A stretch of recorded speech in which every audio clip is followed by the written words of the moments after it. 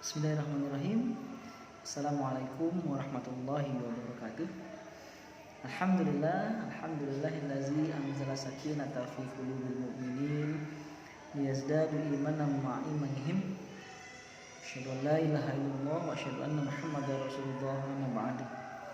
Alhamdulillah, bahagia rasanya bisa menyapa anak-anak siswa TK Nurul Inayah semuanya.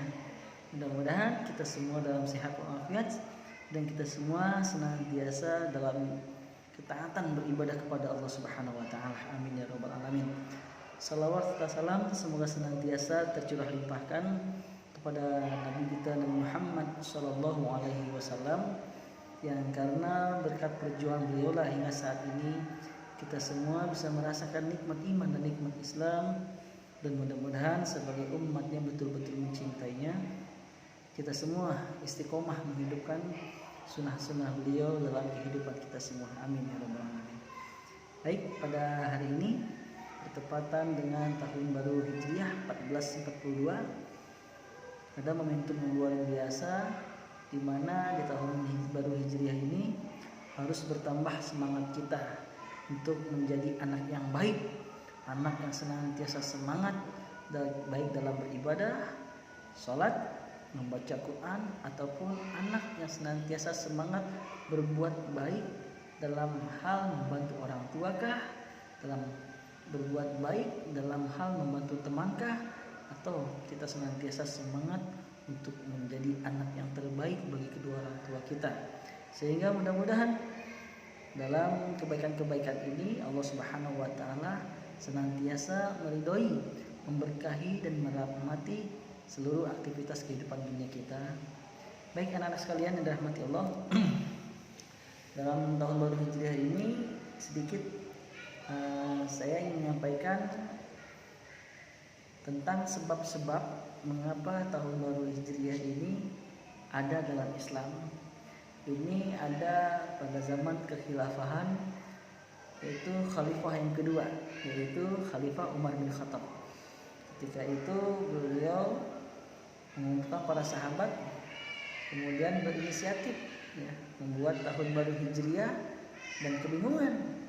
Baiknya tahun baru Hijriah itu ditetapkan ketika kapan sih dimulainya? Bayangkan, Khalifah Umar bin Khattab adalah khalifah atau pemimpin yang tidak egois. Beliau menawarkan diri, mengajak kepada para sahabat-sahabat untuk mengusulkan kira-kira baiknya ketika kapan tahun baru Hijriah ini ditetapkan, ketika kapan sih momentumnya. Kalau pengen egois gampang aja sebenarnya. Beliau bisa berkata, baik, tahun baru Hijriah saya tetapkan ketika saya diangkat jadi khalifah. Bisa seperti itu, hak beliau dong. Namun lihat, usulan di antara para sahabat, di antaranya akhirnya ada yang mengusulkan, ya khalifah, wahai Khalifah Umar, bagaimana seandainya tahun baru Hijriah ini ditetapkan yaitu ketika Rasulullah Shallallahu Alaihi Wasallam hijrah, berangkat atau pergi dari Mekah ke Madinah pertama kali. Nah, akhirnya semuanya menyepakati tahun baru Islam yaitu disepakati berawal di tahun di mana Rasulullah Shallallahu Alaihi Wasallam hijrah dari Mekah ke Madinah. Inilah momentum di mana ditetapkannya tahun baru Hijriah atau tahun baru Islam. Dan ada semangat yang perlu kita ambil dari kisah ini, dari kejadian ini, yaitu Rasulullah pernah bersabda, al-muhajir man hajar ma nahallahu anhu. Orang yang hijrah yaitu mereka orang-orang yang menjauhkan diri dari apa yang Allah larang. Jadi ketika kata Allah tidak, dijauhi, ditinggalkan. Inilah hakikat hijrah dalam kehidupan kita semua. Dan sebagai seorang anak dari kedua orang tua kita, ada semangat yang perlu kita tumbuhkan dalam diri kita di momentum tahun baru Hijriah ini. Apa itu? Ternyata Allah Subhanahu wa taala melarang kita semua para anak dalam Quran surah Al-Isra surat ke-17 pada ayat 23 dan 24. Di situ Allah berfirman, wa qadara rabbuka alla ta'budu illa iyyahu wa bil walidaini ihsana imma yablughanna 'indakal kibara ahaduhuma aw kilahuma fala taqul lahumā uffin wa la tanharhumā wa qul lahumā qawlan karīmā. Allah berfirman dalam Quran surat 17 ayat 23 dulu ya, kita bahas di sini. Dan Tuhanmu telah memerintahkanmu untuk tidak menyembah kecuali hanya kepada Allah, dan kepada kedua orang tua hendaklah kalian berbuat baik, kata Allah. Kemudian lanjutan ayatnya Allah melarang kita ya, imma yablughanna innakal kibaru ahaduhuma aw kilahuma fala taqul lahumā uff. Allah berfirman, adapun jikalau salah seorang di antara keduanya, baik itu mungkin ayah kita atau ibu kita telah berusia lanjut, maksudnya sudah mulai tua, atau kedua-duanya sudah tua, maka Allah melarang kita fala taqul lahumā uff, maka jangan pernah berkata kepada mereka. Ulama sepakat kalimat di sini yaitu maksudnya jangan pernah ada ucapan-ucapan yang bisa menyakiti hati kedua orang tua kita. Ya, nggak boleh loh. Ternyata Allah melarang kita para anak untuk berkata dengan perkataan yang bisa menyakiti hati kedua orang tua. Tak sampai di situ, Allah pun mengatakan wala tanharhuma, dan janganlah kalian membentak mereka berdua. Bayangkan adik-adik semuanya, bayangkan anak-anakku sekalian, ya. Pun juga Allah ternyata melarang kita untuk membentak, membantah, sehingga membuat orang tua kita sakit hati, sedih terhadap diri kita. Nah, oleh karena itu ingat, kalau momentum hijrah ini tumbuhkan semangat.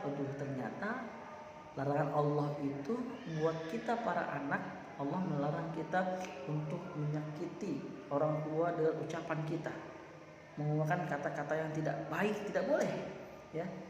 Ataupun membentak mereka, apalagi jangan, karena luar biasa Allah Subhanahu wa taala sangat memuliakan kedua orang tua kita. Bahkan berbakti kepada orang tua ini mengalahkan keutamaan yang namanya jihad. Apa buktinya? Pernah salah seorang sahabat pemuda datang kepada Rasulullah, "Ya Rasulullah," bertanya, "izinkan aku bisa berjihad, berperang bersamamu menegakkan agama Allah, berperang, jihad." Dan Rasulullah bertanya, "Apakah kau masih memiliki kedua orang tua?" "Ya Rasulullah, aku masih punya orang tua." Apa kata Rasulullah? "Kalau begitu pulanglah kau, berbaktilah kau kepada kedua orang tuamu." Bayangkan, ini menunjukkan apa? Rasulullah menyuruh para pemuda tersebut pulang kembali kepada orang tuamu dan berbaktilah kepada mereka. Dan bahkan pernah juga salah seorang pemuda datang kepada Rasulullah dan bertanya, "Ya Rasulullah, siapakah orang yang harus kumuliakan di dunia ini, yang harus kuhormati di dunia ini?" Ternyata Rasulullah menjawab, "Ibumu." Kemudian siapa lagi ya Rasulullah? "Ibumu." Kemudian siapa lagi ya Rasulullah? "Ibumu." Kemudian siapa lagi ya Rasulullah? Baru ayahmu. Bayangkan, ibumu 3 kali Rasulullah mengulang. Ini menunjukkan apa? Allah, Rasul, dan agama kita, agama Islam, sangat ingin kita para anak untuk memuliakan kedua orang tua.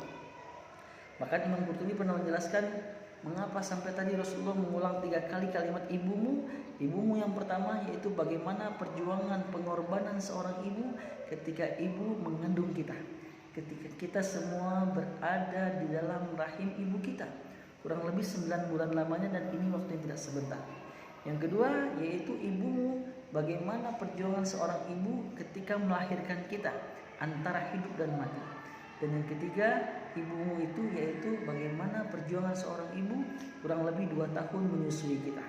Dan kemudian ayahmu, ini adalah bagaimanapun juga kita harus memuliakan seorang ayah, karena mereka adalah orang yang berjasa dalam hidup kita, menafkahi kita, memberikan tempat tinggal terbaik buat kita. Yang pasti mereka senantiasa berjuang mencari harta yang halal agar bisa menjadi asupan makanan terbaik dalam kehidupan kita. Baik adik-adik sekalian, sekali lagi momentum hijriah ini mari kita jadikan momentum menjadi anak yang baik, baik bagi kedua orang tua kita, baik bagi lingkungan kita, dan juga baik bagi seluruh orang-orang yang hidup bersama kita. Itu saja mungkin pesan dari saya. Mudah-mudahan semua tetap semangat. Assalamualaikum warahmatullahi wabarakatuh.